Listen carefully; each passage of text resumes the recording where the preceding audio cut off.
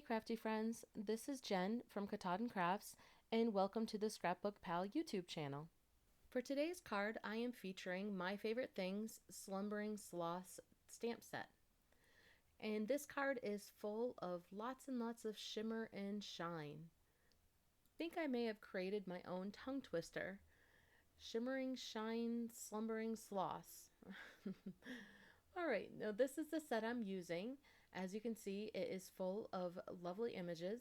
It was a hard selection to make, but I decided to use the moon with the sloth and then the sentiment, I love you to the moon, the stars, and back. To start my card today, I cut my cardstock panel to 5 1/4 by 4 inches, and I started inking it up with Distress Oxides, first in Seedless Preserves, and then Chipped Sapphire and Black Soot. I was going for a nighttime sky, and these are my go-to nighttime sky look. And as you use oxides, you can find that the more layers, the slicker the surface gets, and so then the ink blends a little bit easier. So I'm just adding on my layers right now. You just work that in, and now I'm going back in between that little seam between the Chipped Sapphire and Seedless Preserves, so it's not quite as harsh of a transition. And now I'm going to tone it all down with a little bit of Black Soot. Now at this point, I've got a lot of ink on my panel already, so it was easy to use a light hand and just brush over the Black Soot so it wouldn't get too dark, but yet tone down the two ink colors I already had on the panel. And I just worked that all into my liking. And now I'm using some of the stars that come on the set, the Slumbering Sloth set, and with my VersaMark stamp pad, which, you know, it has seen many days, as you can see. But I wanted just a subtle star in the background with these, and I'm using all three that come. There's a large, a medium, and a small, and I'm literally just using it as a watermark stamp. I'm not going to emboss on these or anything. I'm just using this as a watermark, and it will just be a subtle layer in the background, which this card has many, many layers to the background. So you can see, and there's a little shine to those stars, and once they dry, they will tone down just a little bit more. And now it's time to stamp out my images. I'm using my Lawn Fawn Jetpack ink, which is my go-to Copic marker friendly ink, onto some Copic friendly cardstock. And I'm using a Misty just so I could stamp that twice, and that helps assure that I get a nice crisp line. And now I am using my Lawn Fawn Starry Night stencil, which I have used a couple times now this winter. I do like it, and I'm also going to use Gina K's Glitter Glitz Gel in silver, and we're going to add another layer of shine to this card. Now I'm just going to use my Nuvo spatula and just add a little bit to the top, and then I'm going to scrape it down with this tool, and this helps get a nice even coat of the gel. And as you can see, you don't really need to use a lot. You just work it into the crevices of the stencil. And then afterwards, the stuff that's left on the little scraper, I can put right back in. I did wait for that panel to dry, so my oxide inks were not bleeding at that point. You can see that gives it a little bit of depth because there is a thickness to the gel. And now I'm going to go ahead and let that dry, and as I do so, I am going to do my Copic coloring. Now I'm going to put out my palette here on the side for you to see. And this is something that I thought maybe I would start doing in some of my card videos. Feel free to leave me a comment and let me know what you think of this. It was just an idea that popped in my head. Now I'm just going to write out those colors for you. And of course, on this type of card, it's a little bit easier to do. I have some cards that I do so much Copic coloring sometimes that I have used up to 50 colors on a card. This one is not one of those, so therefore I could color out my palette for you on the side. And now, so for the sloth skin or fur, I used the E family, and for the PJs, I went with the V's. And now for the moon, I have some Y's and a YR. So it's a very simple palette. And now I'm going to speed things up as I color. And so I'm starting with the E21, and what I like to do with my Copic coloring is shadow map So I put in my light color where my dark colors are going to be.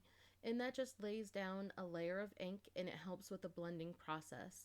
It starts getting the ink into the fibers of the paper and therefore you can blend it out a little bit easier. So that's what I'm doing with all the skin. As you can see, I go from light to the medium to the darker tone, then back to the light tone. And sometimes depending on the area and how my transition works with the blending, sometimes I go back in and do another layer. I use a heavier cardstock in my card making Copic coloring. I use the 110-pound weight. It's just what I prefer. I do like to use a lot of ink. What I have found is that I like my paper pretty saturated, and that just helps me with my blending. And now I'm going to go and do those cute little PJs with my V family. So start with the light color of V12, then go in with the medium of V15. And I'm extending some of those lines in the folds. To me, that gives it a little bit more realistic look of depth. And now for my darkest color, V17, I'm just going back on top of those lines and extending those folds out again a little bit longer. And now we're just going to blend that all out with a V12. And as you can see, I thought it was not quite transitioned enough, so I'm adding a little bit more V15. And then back to that V12 again. And everybody has their own coloring preference. This is just mine. And now time to start on the moon. Now again, I'm going to cut the shadow map, which I keep on trying to say color map, but I'm meaning shadow map. My shadows with the lighter. And then we'll go in with the Y18 and build it up just like what we did with those PJs. Now I'm doing cast shadows underneath his arm and his leg. And then I was thinking that my sun source was coming kind of from the front. Or I should say my light source is coming from the front. So I was going to leave a little bit of a strip of lightness down that middle. And therefore now I'm working in that mid-tone again from the sides into the middle. And then going with that darker on the very edges. And now for even more dimension and depth, I'm going to add some of the Y24 and just kind of dot that on instead of a harsh line. And then I'm going to add some highlights with a white gel pen on the sloth and on the moon as well, because I thought maybe that was making it kind of twinkly like. So that was my thought process behind adding a bunch of little white dots on my moon. And you know, I could have added, once this dried, I could have added some Winkostella as well, just for more shimmer and shine in this, but it is really full of lots of shimmer and shine, the whole back is, or the whole background is. And then I'd forgotten that little pom-pom on the tip, so I just went back. It's such a small space that I didn't worry about blending. I just went back and put a little Y17.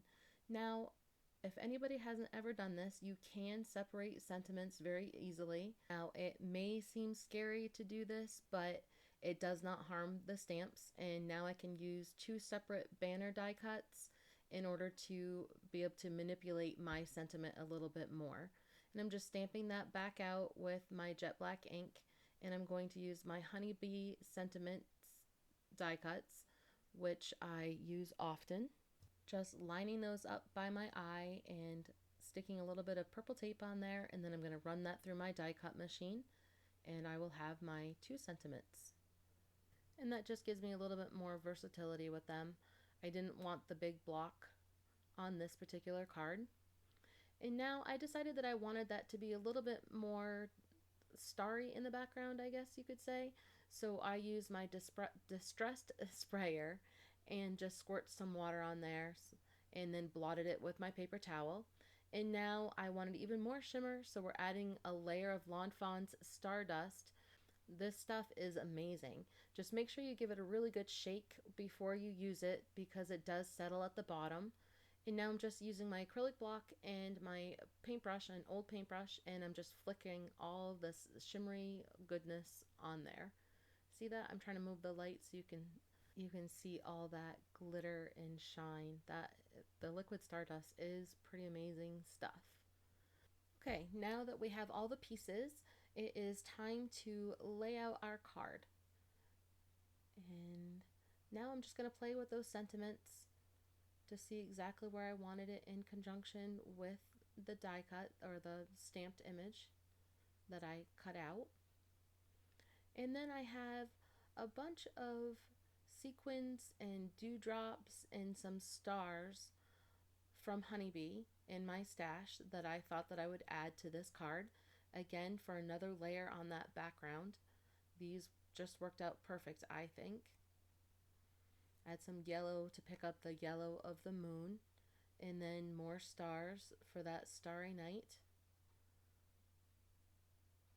And I'm just using a jewel picker to pick it up and transfer it, and some of them wanted to fight with me, of course. There's a lot of static going on in this house right now. With the winter months, it always is here. And then I'm just going to pop dot up my image.